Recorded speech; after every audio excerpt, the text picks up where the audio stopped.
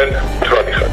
მიხეილ სააკაშვილი თეატრო ლუკიანს პასუხობს კონკრეტულად ამ პიროვნებებზე ივანიშვილზე მის ზოგიერთ მინისტრზე მემახსენდება უინსტონ ჩერჩილი. უინსტონ ჩერჩილს ერთ-ერთ მიღებაზე ეჭრა ოპონენტი პარტიის წარმომადგენელი ქალბატონი და უთხრა ბატონ პრემიერ-მინისტრო თქვენ თვალი ხართ. რაზეც ჩერჩილმა ძალიან აუგებლებლად უპასუხა.